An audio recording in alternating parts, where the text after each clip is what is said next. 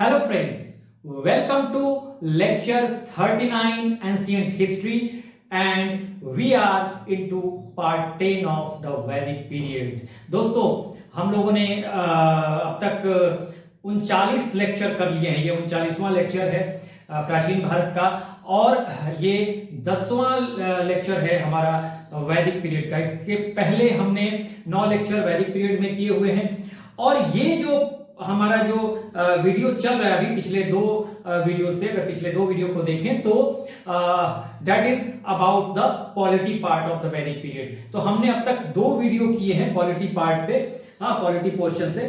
तो ये हमारा तीसरा वीडियो है पॉलिटी से, यानी राजनीतिक व्यवस्था जो वैदिक पीरियड का था।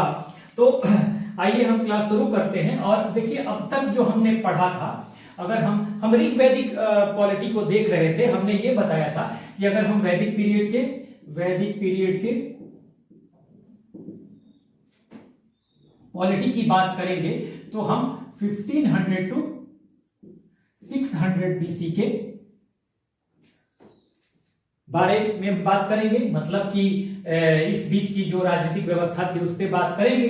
और हमने ये भी बताया था कि सबसे पहले अगर हम वैदिक पीरियड की बात करेंगे तो हम 2 पार्ट में इसे देखने वाले हैं। तो 2 पार्ट में हमने जो देखा था, ये मैं रिव्यू कर देता हूं 2-4 मिनट में, ताकि आप लोगों को मतलब आसानी हो जाए and you get well connected with the topic. So हमारा जो था, अगर वैदिक पीरियड के पॉलिटी को देखना है तो हमने ये कहा था, 2 वीडियो तो हम पहले कर ही चुके हैं, फिर भी आप एक बार देख लीजिए कि पहले हम देखेंगे ऋग्वैदिक पॉलिटी को, यानी कि ये ऋग्वैदिक पॉलिटी का मतलब 1500 से 1000 बीसी, यानी 2 पार्ट में बटा हुआ है। पहले भी मैं बता चुका हूं, ऋग्वैदिक कहें या अर्ली वैदिक कहें, पूर्व वैदिक काल, ऋग्वैदिक काल या पूर्व वैदिक काल। तो ऋग्वैदिक पीरियड या अर्ली वैदिक पीरियड। दूसरे पार्ट में जब हम देखेंगे तो दूसरे पार्ट में हमको क्या देखना है, लेटर यानी कि उत्तर वैदिक काल। और ये जो टाइम पीरियड है ये 1000 बीसी टू 1000 टू 600 बीसी, यानी देखिए 1500 से 1000 और फिर 1000 से 600, यानी 1500 से 600 तक का हमें देखना है। और हमने ये बताया था कि जब हम पॉलिटी की बात करेंगे तो सबसे पहले हम ऋग्वैदिक पॉलिटी की बात कर लेंगे और फिर हम बाद में क्या करेंगे, अलग से हम लेटर वैदिक पॉलिटी की बात नहीं करेंगे। हम एक एक पॉइंट उठाएंगे इससे और फिर कंपेयर कर लेंगे इससे, इसको उठाएंगे फिर उसी पॉइंट को कंपेयर कर लेंगे इससे, so that you get you notice the changes, the actual changes, what happened here and then what changes took place here। यहां पे क्या था और यहां पे चेंज क्या आ गया, ये हम देखेंगे। ठीक है, तो इसी सिलसिले में हमने सबसे पहले ऋग्वैदिक पीरियड के पॉलिटी की बात की थी। पॉलिटी, ठीक है, ये हम पॉलिटी कर रहे थे ना, तो ऋग्वैदिक पॉलिटी की हमने बात कर ली थी, इस पॉलिटी की। ठीक है, तो इस पॉलिटी की बात की थी तो हमने 3 एस्पेक्ट शुरू किया था। एक तो पॉलिटिकल यूनिट्स, ठीक है, राजनीतिक इकाइयों को। दूसरे पार्ट में हमने ट्राइबल चीफ को देखा है, दूसरे वीडियो को देखेंगे आप, अगर पॉलिटी वाले दूसरे वीडियो को, पॉलिटी पार्ट 2 को। ट्राइबल चीफ जिसे कि या तो राजन कहें या फिर जनस्य गोपा कहें या फिर आप गोपति कहें, सबका रीजन मैंने बताया था। और तीसरा पार्ट इंस्टीट्यूशंस है, यानी कुछ पॉलिटिकल संस्थाएं हैं, institutions.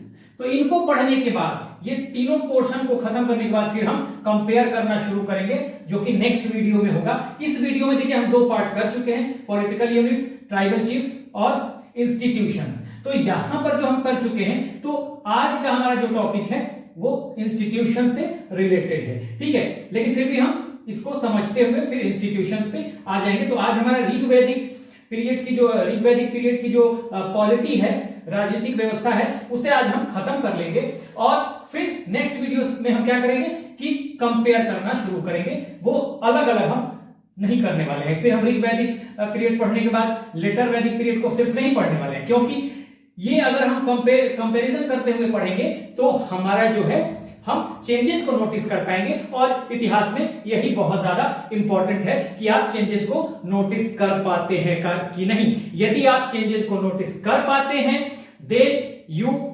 Can make a better understanding about this subject. Okay, तो हम शुरू करते हैं यहां से। तो देखिए, हमने जो पॉलिटिकल यूनिट्स की बात की थी, तो पॉलिटिकल यूनिट्स में हमने बताया था कि भाई पॉलिटिकल यूनिट्स क्या है।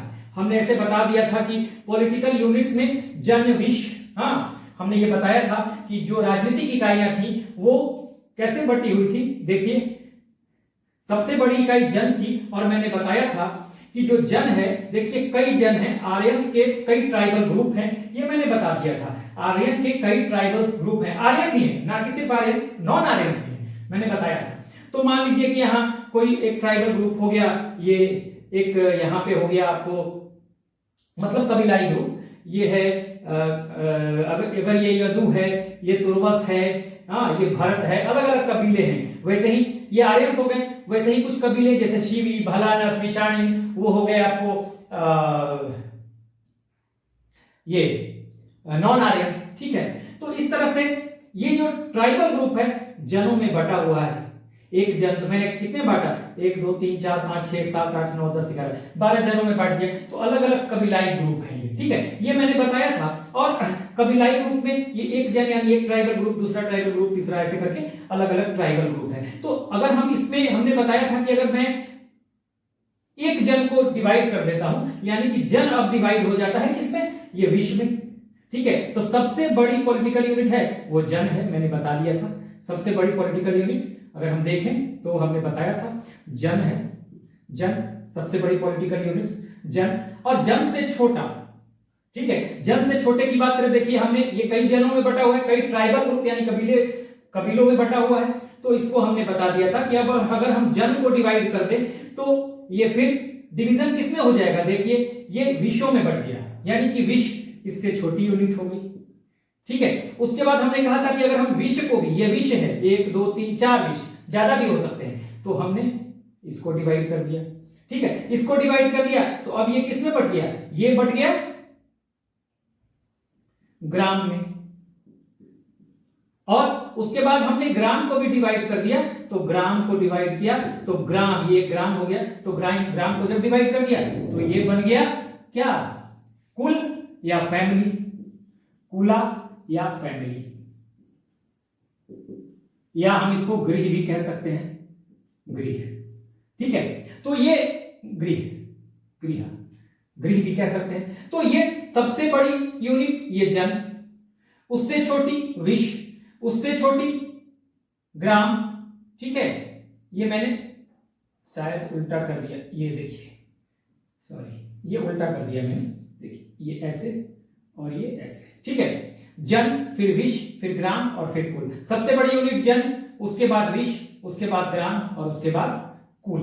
ठीक है, तो ये इस तरह की पॉलिटिकल राजनीतिक इकाई थी। अगर इधर से देखें तो सबसे छोटी यूनिट फैमिली या कुल कहेंगे, उसके बाद उससे बड़ी ग्राम, उससे बड़ी विश्व, और सबसे बड़ी जो यूनिट है या सबसे बड़ी जो इकाई है राजनीतिक इकाई, उसे कहेंगे जन। यानी कि कई फैमिली को मिला दिया गया, 2-4 फैमिली, एक फैमिली में 4-5 मेंबर हैं। ठीक है, तो 4-5 फैमिली अगर मिल गई तो 4-5 फैमिली मिलके ग्राम हो गया, फिर 4-5 ग्राम मिल गए, वो मिलके विश्व हो गए, और फिर कई विश्व मिल गए। देखिए कई विश्व यहां पे मिले, 1 2 3 4, हाँ ये कई विश्व मिल गए। तो कई विश्व मिलके इन्होंने जन बना दिया, ये एक जन, ये 2 जन, कई विषयों से बना हुआ है। तो अगर इस तरह से हम देखें तो यहां पर देखिए ये कहते हैं कि भाई ये यहीं पे मैं बना देता हूं, देखिए ये है, अगर ये जन हो गया तो इसके अंदर विश्व हो गया, इसके अंदर ग्राम हो गया, और ग्राम के भीतर कुल या फैमिली। यानी सबसे बड़ी इकाई जन, उससे छोटी विश्व, उससे छोटी ग्राम, और उससे छोटी, सबसे छोटी ये कुल। तो ये जो है यही व्यवस्था थी। तो इस पे हमने चर्चा कर लिया था पूरा डिटेल। पार्ट 1 में हमने पॉलिटिकल यूनिट्स को पढ़ा था, पॉलिटी पार्ट 1 में, और पॉलिटी पार्ट 2 में हमने ट्राइबल चीफ को यानी राजन को या जनस्य गोपा को हमने बहुत डिटेल डिस्कस किया था। तो ये जो जन है, एक जन, देखिए जन है, ये जो एक जन है पूरा, ठीक है, जन, यही जन बटा विश्व में, यही विश्व बटा आपको ग्राम में, और यही ग्राम बट गया यहीं पे, ग्राम जो बट गया वो हमने सब बांट के दिखा दिया आपको एक बार फिर से जल्दी जल्दी। तो ये जो जन होगा, जन सबसे बड़ी इकाई है और उसका जो हेड है वो उस वही ट्राइबल चीफ है, और इसी को कहा गया है या तो राजन कहा गया है, ठीक है, या जनस्य गोपा, क्योंकि हमने कहा था कि ये लैंड नहीं है इसके पास, ये सिर्फ कुछ लोगों का, हाँ कुछ लोग हैं और उन लोगों के ग्रुप को ये लीड कर रहा है, तो इसके ये लैंड इसके पास नहीं है, ठीक है, तो इसलिए इसको कहा गया जनस्य गोपा, ठीक है। इसके अलावा ये कई विषयों, देखिए मैंने इसको विष में, एक जन को मैंने विष में बांट दिया था, ठीक है ना, 1 2 3 4 5 विष में बांट ले, 6 विष में बांट ले, तो ये जो विष है कई विषयों को मिलाकर एक जन बन रहा है, तो जब कई विषयों को मिलाकर एक जन बन रहा है तो इसको ट्राइबल चीफ को राजन भी कहा गया, जनस्य गोपा भी कहा गया, एक और नाम आ गया विषामपति, कंफ्यूज मत होइएगा, विश्व के हेड को कहेंगे विषपति, मैं बता चुका हूं, लेकिन जो ट्राइबल चीफ है या जन का, जन मतलब एक ट्राइबल ग्रुप, बार बार मैं बता रहा हूं, एक कबीलाई ग्रुप, उसको हेड कर रहा है ये ट्राइबल चीफ, ये एक मुखिया है कुछ लोगों का, ठीक है, और उसे राजन कहा जा रहा है या उसे कहा जा रहा है जनस्य गोपा, जनों का मुखिया, ठीक है, या जन का मुखिया, जनस्य गोपा, और ये जन मतलब कबीला, तो जन का मुखिया जनस्य गोपा, इसको कहा गया विषामपति, विषामपति का मतलब कई विषयों का हेड, और विष, खाली विष का अगर हेड होगा तो विषपति होगा, ठीक है, ये मैं बता चुका हूं, और इसको कहा गया गोपति, क्योंकि जो भी लड़ाई हो रही है गाय के लिए हो रही है, कैटल के लिए हो रही है, यानी पशुधन के लिए हो रही है, उसमें भी गाय का इंपॉर्टेंस बहुत ज्यादा है, ठीक है, मैंने सारा डिटेल बताया था, तो गाय के लिए हो रही थी, इसको गोपति कहा गया, ठीक है, ये राजा नहीं है, एक्चुअल राजा नहीं है ये, क्योंकि इसके पास कोई ये जमीन का मालिक नहीं है, आगे जब लेटर वैदिक पीरियड में जाएगा तो ये गोपति जो है ये भूपति हो जाएगा, क्योंकि अब क्षेत्र का विस्तार होना शुरू होगा, ठीक है, तो ये हमने अब तक देखा था, और आगे अब हम देखेंगे इस पे इंस्टीट्यूशन को, ठीक है, संस्थाओं को देखेंगे, संस्थाएं जैसे कि सभा, समिति, विदत, गण, परिषद, तो इस पे आइए हम अब चर्चा करते हैं। चलिए, तो अब हम बात करते हैं ऋग्वैदिक पॉलिटिकल इंस्टीट्यूशंस की, ठीक है, पॉलिटिकल इंस्टीट्यूशंस ऑफ ऋग्वैदिक पीरियड, यानी कि ऋग्वैदिक काल या पूर्व वैदिक काल की राजनीतिक संस्थाओं की बात करेंगे, ठीक है।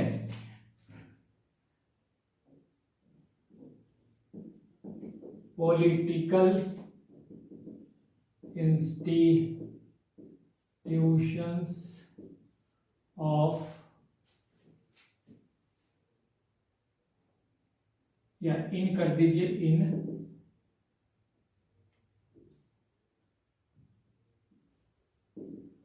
ऋग्वैदिक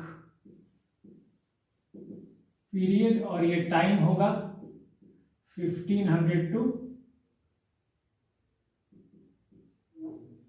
1000 बीसी के बीच का ऋग्वैदिक पीरियड, या पूर्व वैदिक काल, अर्ली वैदिक पीरियड, ये जो है 1500 से 1000 बीसी के बीच का है, बार बार मैं बता चुका हूं। तो राजनीतिक संस्थाएं, तो राजनीतिक संस्थाओं की अगर हम बात करते हैं तो कुछ राजनीतिक संस्थाएं हैं, देखिए सबसे पहले है सभा,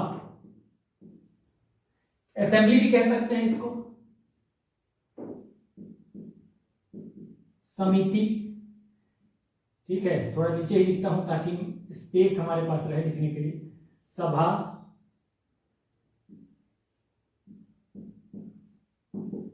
समिति,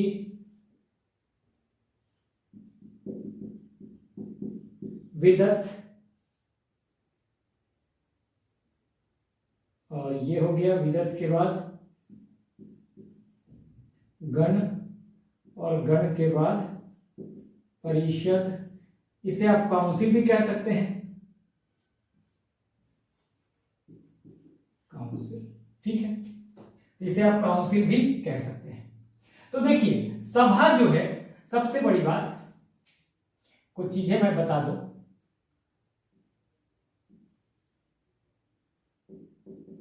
8 टाइम्स, मैं बता रहा हूं ये क्या है, 9 टाइम्स 122 टाइम्स।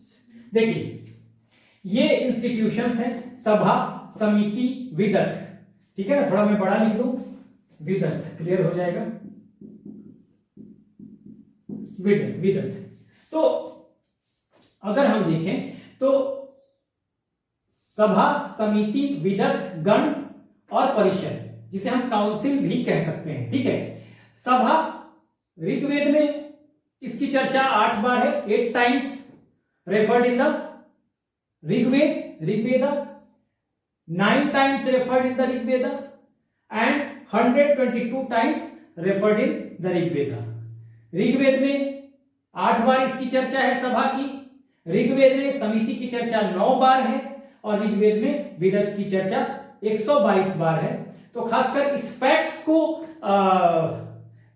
पीसीएस में तो दे ही सकता है, कई बार पीसीएस में दे भी देता है इस तरह के एग्जाम में, तो इसको आप ध्यान रखिएगा कि कितनी बार चर्चा है ऋग्वेद में, ठीक है। तो ये तो एक बात हो गई। दूसरी बात, आते हैं सभा पर। सभा जो है, ठीक है, सभा जो है अगर कहें तो हम कहेंगे इंस्टीट्यूशंस ऑफ एलिट्स, ठीक है, इंस्टीट्यूशन ऑफ एलिट, एलिट लोगों की यानी श्रेष्ठ जनों की संस्था है, श्रेष्ठ जनों की संस्था है, ठीक है। और इसके जो सदस्य हैं, ठीक है, इसके जो सदस्य हैं अगर हम देखें, मेंबर, तो मेंबर महिला भी है पुरुष भी है। तो इसके अगर मेंबर की बात करें तो मेंबर जो हैं तो सभ्य,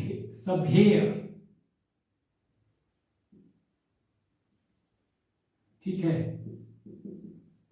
सभ्य, ये कहेंगे मेल यानी पुरुष सदस्य को, यहां महिला भी हैं, सभावती, हिंदी में भी मैं लिख देता हूं क्योंकि इसमें कई बार कंफ्यूजन होता है, सभावती ये फीमेल के लिए, ठीक है, वुमेन के लिए कुछ भी कह ले। तो ये जो मेंबर है सभ्य, सभ्य कहा जाएगा मेल मेंबर को, सभावती कहा जाएगा फीमेल मेंबर को, और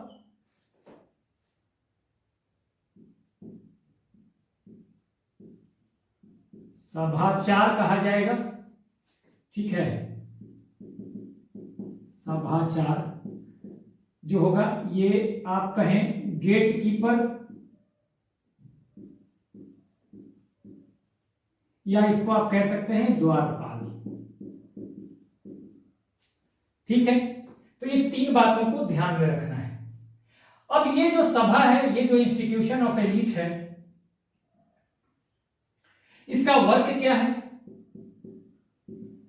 जस्टिस से रिलेटेड मैटर जो है वही ये देखता है। ये जो इंस्टीट्यूशन है ये देखती है जस्टिस से रिलेटेड मैटर। उसके अलावा ये आज की जो राज्यसभा है, ठीक है, राज्यसभा ऑफ टुडे, ऐसे लिख लीजिए,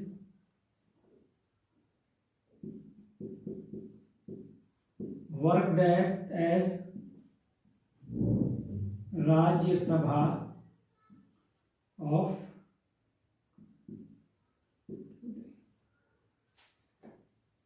आज की जो राज्यसभा है, और राज्यसभा को हम क्या बोलते हैं आज,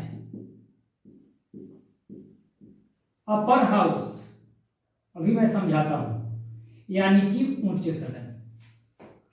देखिए जो बातें आपको ध्यान में रखनी है सभा के बारे में, तो सभा के बारे में एक तो श्रेष्ठ जनों की संस्था है, ठीक है, एलीट आप कह सकते हैं। मेंबर जो है सभ्य कहा जाता था, हाँ, मेल मेंबर को सभावती कहा जाएगा, फीमेल मेंबर को वेमेन भी लिख रहे हैं यहाँ पे, कोई दिक्कत नहीं है, ठीक है। सभाचार, गेटकीपर या द्वारपाल को कहा जाएगा।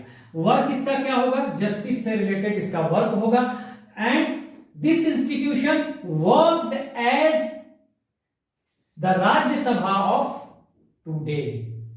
आज की जो राज्यसभा है, राज्यसभा को हम अपर हाउस भी कहते हैं या उच्च सदन हिंदी में बोलते हैं।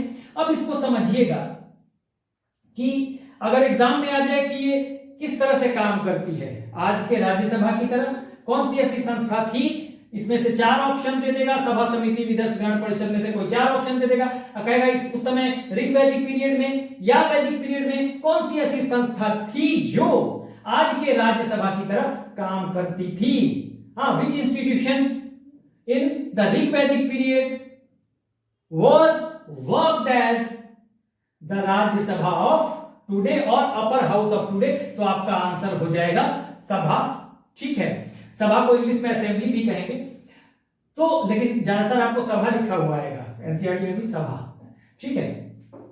तो अब राज्यसभा क्या है आप समझ लीजिए। कोई भी विद्यार्थी जो तैयारी कर रहा है छोटे मोटे एग्जाम का भी या नहीं भी कर रहा है, वो सिर्फ न्यूज ही जानता है, थोड़ा बहुत पॉलिटी को समझता है, थोड़ा बहुत भारतीय राजनीति को समझता है, तो जानता है कि हमारी जो भारतीय संसद है, देश की जो संसद है दिल्ली में, हाँ, पार्लियामेंट, वो बाइकैमरल है। बाइकैमरल का मतलब 2 सदनीय प्रणाली है और 2 सदन में एक उच्च सदन होता है और एक निम्न सदन होता है, यानी एक अपर हाउस होता है, एक लोअर हाउस होता है। अपर हाउस को राज्यसभा कहते हैं, लोअर हाउस को लोकसभा कहते हैं।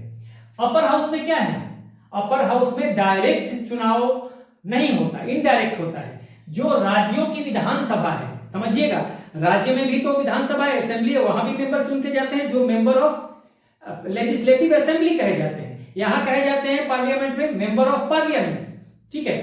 तो यहां पे जो राज्यसभा में आज चुनाव होता है, पब्लिक का पार्टिसिपेशन इनडायरेक्टली होता है।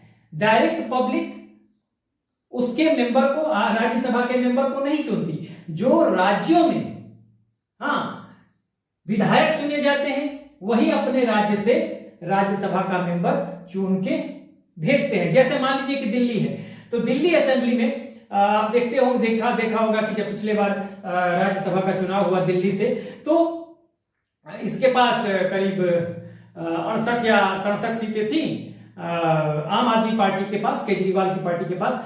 तो उन्होंने आराम से अपना मेंबर, संजय सिंह 2 और लोगों को, उन्होंने 3 मेंबर थे दिल्ली से, तो 3 राज्यसभा के मेंबर को दे दिया उन्होंने डायरेक्ट। तो वहां हमारा पब्लिक ने वोट नहीं किया इनके लिए, जो असेंबली के मेंबर हैं, विधायक हैं, वही उन्होंने उन्हें इलेक्ट कर लिया और भेज दिया। यही होता है यहां पर, जैसे कि अगर जिसके पास ज्यादा सीटें हैं असेंबली में, तो वो अपने मेंबर को चुन के भेज देता है। अगर उत्तर प्रदेश है तो उत्तर प्रदेश में अगर भारतीय जनता पार्टी को ज्यादा सीटें हैं उत्तर प्रदेश की असेंबली में, तो वो अपने मेंबर्स को वो खुद इलेक्ट करके और मेंबर्स भेज देगा।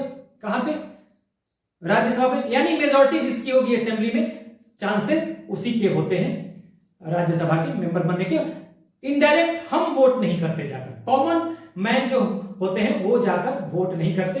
तो ये आपको समझना होगा कि उस समय जो राज्यसभा थी, तो लगभग व्यवस्था, उस समय जो सभा थी उसकी व्यवस्था लगभग आज के राज्यसभा की जैसे कि, लगभग, एग्जैक्टली तो हो नहीं सकता, बहुत बदलाव आ गए, ठीक है। तो ये था। तो अगर एग्जाम में आ जाए कि कौन सी ऐसी संस्था थी, 4 संस्था दे दे इसमें से और पूछे कि कौन सी ऐसी संस्था थी जो आज के राज्यसभा के जैसी थी, तो आप कहेंगे सभा। तो ये बात सभा की हमने कर ली। इसे मैं मिटाता हूं, फिर हम समिति की बात करेंगे, ठीक है।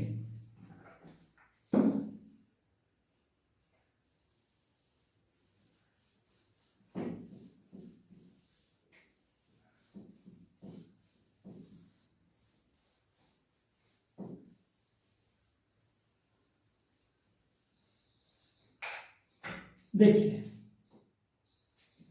अब अगर हम समिति की बात करें, तो पहली बात तो हमने बता दिया था कि एक टाइम सभा की चर्चा हुई है। और देखिए, 8 टाइम्स रेफर किया गया है। Sabha has been referred 8 times in the Rigveda and Samiti has been referred 9 times in the Rigveda. समिति को की चर्चा ऋग्वेद में 9 बार है। ये एक बात हो गई। अब देखिए समिति, समिति जो है, समिति में दो तरह से, समिति के दो काम है, ठीक है। कौन सा? पहले तो ये समझिए कि समिति जो है ये तो श्रेष्ठ जनों की संस्था थी, ये इंस्टीट्यूशन ऑफ कॉमन पीपल, सामान्य लोगों की संस्था, ठीक है, पहली बात। दूसरी बात, worked as the Lok Sabha of today, आज की लोकसभा की तरह, जिसे हम कहते हैं लोअर हाउस, यानी कि निम्न सदन, ठीक है, इसे हम कहते हैं निम्न सदन। अब देखिए ये राज्यसभा की तरह, समिति है लोकसभा की तरह, ठीक है। क्यों? मैंने इसमें बताया कि इसमें डायरेक्ट पब्लिक का पार्टिसिपेशन नहीं है। यहां पर देखिए, यहां पर क्या करेगा, पहली बात, इसका काम क्या है, इलेक्शन ऑफ किंग, किंग कहें, राजन कहें, जनस्य गोपा कहें, या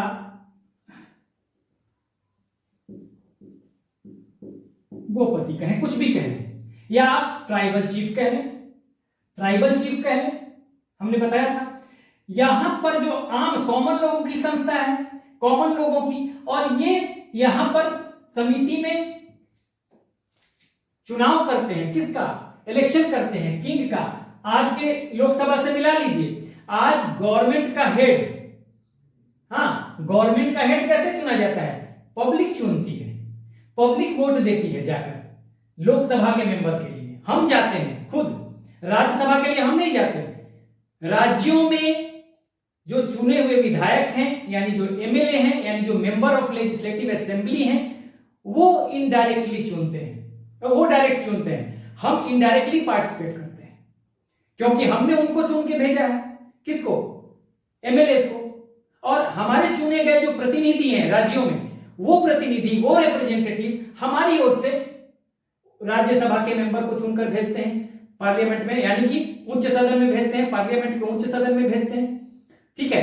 तो वहां एक तरह का हमारा पार्टिसिपेशन इनडायरेक्ट हो गया, यानी कॉमन लोगों की संस्था नहीं रही राज्यसभा, लेकिन ये कॉमन लोगों की संस्था हो गई लोकसभा। आज के परिप्रेक्ष्य में सोचिए, क्यों? क्योंकि हम खुद ही जाते हैं, खुद वोट करने जाते हैं बूथ पे, और फिर हम वोट देते हैं किसी भी एक राजनीतिक पार्टी को, पॉलिटिकल पार्टी को। और पूरे देश में देखा जाएगा, जब लोकसभा का चुनाव हो जाएगा तो पूरे देश में देखा जाएगा कि कौन सी पार्टी सबसे बड़ी पार्टी है, या अगर किसी पार्टी को मेजॉरिटी नहीं मिल पाती, किसी भी एक राजनीतिक दल को बहुमत नहीं मिल पाता, तो फिर कई पार्टियां आपस में गठबंधन करती हैं, कोalition बनाती हैं और फिर सरकार बनती है। तो ये जो है लोकसभा, आज अगर देखें तो कॉमन मैन के लिए है, आज भी सामान्य लोगों के लिए लोकसभा है। सामान्य लोग राज्यसभा के लिए, उच्च सदन के लिए पार्टिसिपेट नहीं करते डायरेक्टली, लेकिन यहां लोकसभा के लिए आज भी लोग पार्टिसिपेट करते हैं, सामान्य लोग। तो ये भी सामान्य लोग की संस्था थी, इसलिए इसको आज, इसकी तुलना आज के लोकसभा से की गई है, यानी निम्न सदन से की गई है। ये ज्यादा पावरफुल है आज भी, ठीक है। तो अगर कभी पूछा जाए कि which institution in the which political institution in the Rigvedic period worked as the Lok Sabha of today, तो आपका आंसर होगा समिति, ठीक है। अगर 4 ऑप्शन दे दिया जाए तो आप कहेंगे समिति। तो देखिए ये किंग का चुनाव होता था, और मैंने पहले भी बताया कि समिति में इसका चुनाव होगा राजा का, ठीक है। और अगर हम वर्क देखें, दो वर्क है इसके, ऐसे मैं कर देता हूं। एक तो अगर हम देखें वर्क, तो एक वर्क तो ये हो जाएगा, ठीक है, और दूसरा वर्क एक और होगा। अगर वर्क की बात करें हम तो एक ये हो जाएगा, सॉरी ये वर्क, एक ये हो गया और एक और हो जाएगा। एक तो इलेक्शन ऑफ किंग हो गया, ठीक है। और मैंने ये भी बताया था समिति में किंग का चुनाव होगा, चुनाव तो होगा, लोग भी रहेंगे, लेकिन जब भी ये राजन का चुनाव होगा या ट्राइबल चीफ का चुनाव होगा, ठीक है, इसको विषामपति भी कहेंगे, मैंने बताया ना, यहाँ गोपति, जनस्य गोपा, या आप कहें विषामपति, कुछ भी कहें, विषामपति भी कह सकते हैं। तो मैंने बताया भी है। तो ये जो यहां चुनाव होगा, यहां जनरली होता क्या था कि जो राजा है उसी के बेटे को चुन लिया जाएगा, ठीक है, उसी के, ये कहा गया इसको मोनार्की। लेकिन ये किस तरह का मोनार्की था? हाँ, ये वंशानुगत राजतंत्र था, ठीक है ना, वंशानुगत राजतंत्र। किस तरह की मोनार्की है, किस तरह का राजतंत्र है? वंशानुगत, एक वंश चला रहा है, इसके बेटे को चुन लिया गया। लेकिन फिर भी कहा जाता था कि ये जो ट्राइबल चीफ है उतना पावरफुल नहीं है। क्यों? क्योंकि इस पे इस समिति का बंधन है, ठीक है, समिति का बंधन है। समिति, ये जो राजा है, डिफरेंट ट्रेडिशन से, डिफरेंट आपको रीति रिवाजों से, कल्चर से, इस पे तमाम तरह के जो है बंधन लगाए गए हैं समिति के द्वारा। सो ही द किंग या राजन और जनस्य Gopa didn't exercise unlimited power. Unlimited power की ऑथोरिटी इसके पास नहीं हुई होगी, ठीक है। कब होगी? लेटर वैदिक पीरियड में, जब इसके पास लैंड होगा। यहां तो लैंड है ही नहीं, मैं बार बार कह रहा हूं। तो इसके पास अनलिमिटेड पावर नहीं है। हाँ, लोग चाहे तो बंधन लगा सकते हैं। तो आज भी आप देखते हैं लोकसभा के जो, अगर सरकारें बनती है लोकसभा से, तो कई बंधन लगाए जाते हैं। हाँ, सरकार को मजबूर किया जाता है कई बार, आंदोलनों के द्वारा, धरना के द्वारा, बहुत सारी चीजें होती हैं, तो उस पर बंधन लगाने की कोशिश की जाती है। तो देखिए, यही मैं कह रहा था कि लोकसभा की तरफ था, किंग का चुनाव तो होगा, उसके बेटे को चुन भी लिया जाएगा, इलेक्शन जब होगा, लेकिन उस पर बंधन होगा। और यहां कहा गया कि मोनार्की है, राजतंत्र है, लेकिन वंशानुगत राजतंत्र है, ठीक है, लेकिन उस पर भी बहुत सारे बंधन है राजा के। और ऐसा नहीं है, गणतंत्र भी था, कुछ जगहों पे गणतंत्रात्मक भी था, ठीक है, लेकिन बहुत कम देखने में आया है ऐसा। वो मैंने पिछले वीडियो में बताया हुआ था। तो ये आप देखिए जो इंपॉर्टेंट बातें हैं जो इसके बारे में, ये सब चीजें। इसके अलावा एक और दो वर्क है, एक तो वर्क इलेक्शन ऑफ किंग, दूसरा देखिए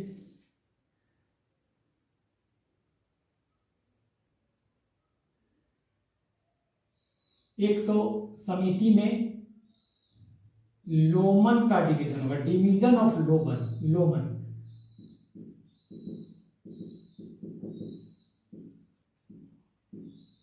लोमन लोमन क्या है? लड़ाई होगी तो उससे जो लूट का माल मिलेगा उसका डिवीजन लोमन कहते थे। लूट के माल को मैं लिख देता हूं, लोमन कहते थे।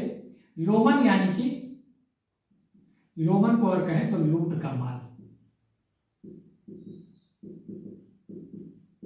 Looted goods. अब चाहे गुड्स कह लें, वस्तु कह लें, जो भी लूटेड ऑब्जेक्ट्स, जो भी कह लें आप, गुड्स कह लें, लूट का माल कह लें, जो सामान है, तो चाहे पशुधन के रूप में वो लूटेड, और धन ही वो कैटल ही लूट के लाए, ठीक है। तो वो यहां पर समिति में ही उसका बंटवारा होता था।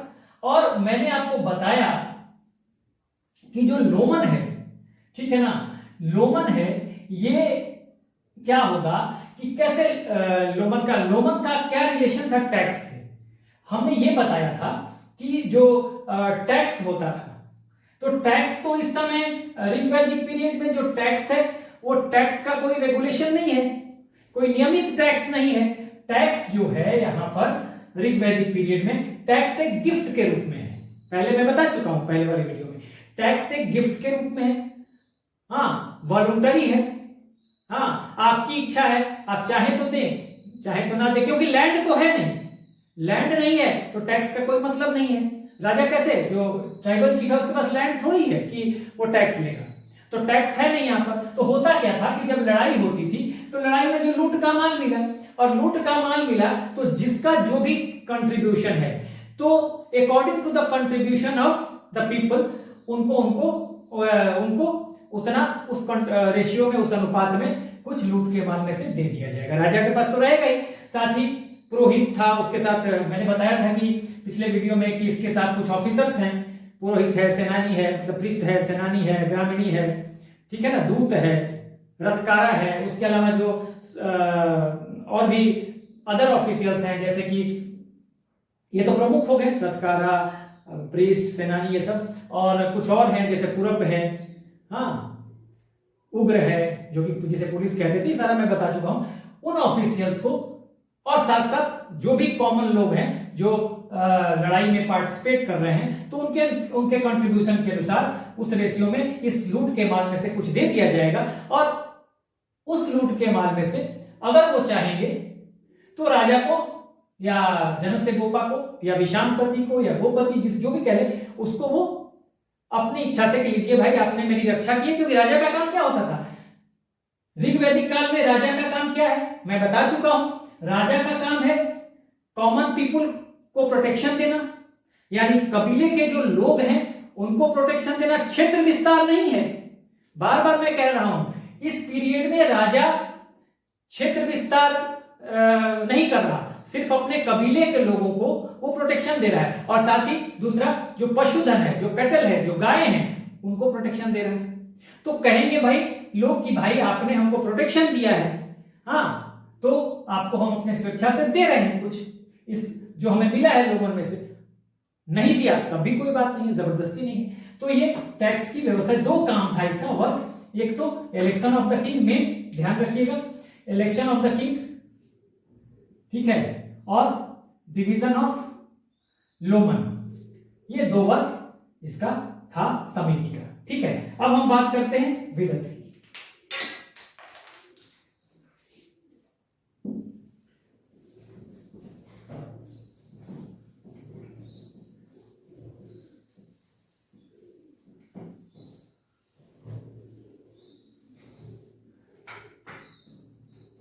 देखिए विदत जो है, एक तो विदत जो है ओल्डेस्ट इंस्टीट्यूशन है, ओल्डेस्ट यानी प्राचीनतम, या अर्लीस्ट भी कहें, प्राचीनतम संस्था, ठीक है। How many time it was referred in the Rigveda, that is 122 times. हाँ, ऋग्वेद में चर्चा है 122 बार, ठीक है। विदत का जो काम है, ये जो हम देखते हैं, तो ये हो गया। उसके बाद अगर हम वर्क देखें, वर्क, तो विदत में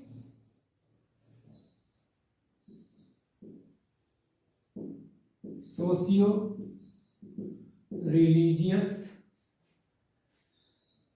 डिसीजन यहीं पे होगा, ठीक है। Socio religious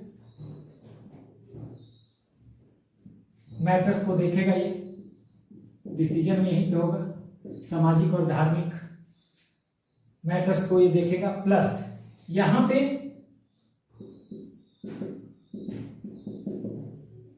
division of crops, फसल का बंटवारा होगा, या उपज, फसल, उपज का बंटवारा, ये विदत का काम है। तो विदत के बारे में सबसे बड़ी बात ये हो गई कि ये ओल्डेस्ट इंस्टीट्यूशन है, सब में अगर आ जाए, आज के बाद अगर आपसे पूछा जाए कि भाई कौन सा प्राचीनतम, ओल्डेस्ट या अर्लीस्ट इंस्टीट्यूशन है इसमें से, तो विदत, ठीक है।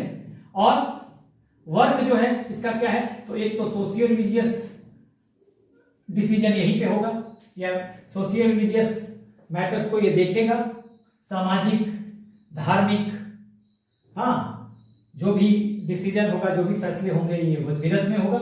और यहाँ फसल या उपज का बंटवारा भी विदत में ही होगा। तो ये बड़ी बात है। तो कुछ सवाल आपके बन जाते हैं कि कौन सी ऐसी संस्था है जो राज्यसभा के साथ की तरह काम करती थी, आज के राज्यसभा की तरह, तो सभा। कौन सी ऐसी संस्था है जो आज के लोकसभा की तरह काम करती थी, समिति, ठीक है। कौन सी ऐसी संस्था थी जहां लोमन, हाँ, यानी कि लूट के माल का बंटवारा होता था, समिति। कौन सी ऐसी संस्था थी जो राजा का चुनाव करती थी, या जाए ट्राइबल चीफ का चुनाव करती थी, या जाए विषामपति, गोपति, जनस्य गोपा, तो समिति। तो ये सब जो चीजें हैं ये आपको ध्यान रखना है। गण के बारे में कोई खास जानकारी नहीं है। यहाँ कहा जाता था कि कुछ स्कॉलर टाइप के लोग इसके मेंबर होते थे, लेकिन इसके बारे में कोई खास चर्चा नहीं है। जब आप ऋग वैदिक पीरियड से लेटर वैदिक पीरियड में जाएंगे तो ये सब संस्थाएं तो खत्म ही हो जाएंगी और सभा और समिति तो रह जाएंगे, लेकिन ये प्रभावहीन होने लगेगी, क्योंकि मैंने बताया यहां पर ऋग वैदिक पीरियड में राजा जो है गोपति है, लेटर वैदिक पीरियड में भूपति हो जाएगा। यानी अब क्या होगा, राजा क्षेत्र का विस्तार करेगा, लड़ाई जो होगी वो क्षेत्र विस्तार के लिए होगा, लैंड के लिए होगा, टेरिटरी के लिए होगा। तो टेरिटरी के लिए होगा तो अब राजा के चुनाव की व्यवस्था उतनी नहीं रह जाएगी। धीरे धीरे ये व्यवस्थाएं, कबीलाई ढांचा जो है ये टूटने लगेगा। वो हम आगे देखेंगे, आगे आने वाले वीडियो में हम चर्चा करेंगे लेटर वैदिक पीरियड के पॉलिटिकल सिस्टम की, और उसकी तुलना एक एक पॉइंट उठाएंगे। हमने जैसा कहा था, हम ऋग वैदिक पीरियड की पॉलिटी का एक पॉइंट उठाएंगे और उसको कंपेयर करेंगे लेटर वैदिक पीरियड से। जैसे हम पॉलिटिकल यूनिट्स उठाएंगे, पहला पॉइंट तो यहां चर्चा करेंगे, इसको बताते हुए यहां चर्चा कर लेंगे। फिर दूसरा हम राजा, विषामपति, गोपति को उठाएंगे, राजा को उठाएंगे, ट्राइबल चीफ को उठाएंगे, यहां कैसा है और यहां क्या चेंजेज आ गया राजा के या किंग के या ट्राइबल चीफ के स्टेटस में, ठीक है। उसी तरह टैक्स व्यवस्था को देखेंगे। टैक्स व्यवस्था लेटर वैदिक पीरियड में यहां तो बलि के रूप में है। मैंने पहले बताया जो लोमन जो है ना, जो टैक्स वॉलंटरी टैक्स लोग देंगे गिफ्ट के रूप में, टैक्स तो नहीं है, टैक्स की कोई व्यवस्था नहीं है। अगर राजा की क्या टैक्स की व्यवस्था है, नहीं है। ऋग वैदिक पीरियड में सिर्फ वो स्वेच्छा से लोग कुछ उपहार दे रहे हैं, गिफ्ट दे रहे हैं, जिसे बलि कहा जाता था। आगे नियमित कर व्यवस्था होगी, क्यों? क्योंकि वहां पे लैंड आ जाएगा। जब लैंड आएगा, राजा के पास लैंड होगा तो राजा टैक्स भी लेगा। यहां पे चूंकि लैंड नहीं है ऋग वैदिक पीरियड में, तो टैक्स की व्यवस्था नहीं है। तो ये कंपेयर हम ऋग वैदिक पॉलिटी और लेटर वैदिक पॉलिटी को आगे वाले वीडियो में करेंगे, नेक्स्ट वीडियो में। So this is the end of the video. Do like, share and subscribe. Take care, best of luck.